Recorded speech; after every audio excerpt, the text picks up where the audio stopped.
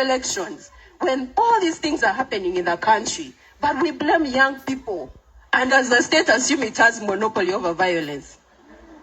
You want to beat us, you want to tell us we are reckless, but then you're seeing police arresting young people for nothing. There's a young lady who was undressed yesterday. We wouldn't get this news if police wasn't doing all these acts, would we? But we come here and the narrative we are hearing is that young people are violent. The state is violent every day. We are traumatized. The CDF will go on Twitter and start telling us, I want to arrest bumless women. Isn't that violence? Where is the peaceful elections happening? Where is it happening in Uganda? We need to know. And we are constantly told that civic participation is not just during the electoral process of voting, right? It's the 5 years before and the 5 years after these processes. But in between, we are meted with violence. But then again, we are blamed. They're telling us, oh, it's because you're jobless. They are paying you to destabilize this country. Who? You've raised us, our people, you've raised us to be these people who are talking back to you. We have not inherited the silence of the fathers before us and our mothers. We are going to talk.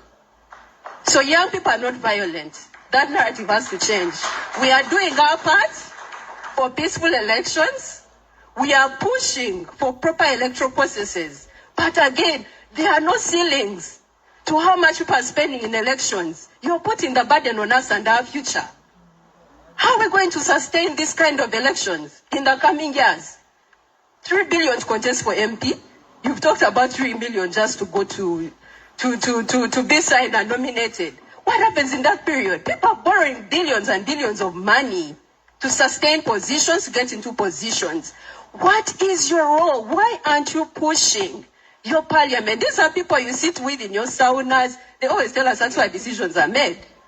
Talk to them. It is your duty to make sure those laws change. Because as if we come here, you're going to beat us and then say we are now violent. You are right. So who is going to talk to them?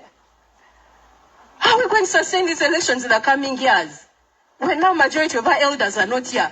That burden is on us, these people in the room. We fail to recognize the role we are playing as leaders and as elders. We are traumatized. And we need to heal as a country. Thank you very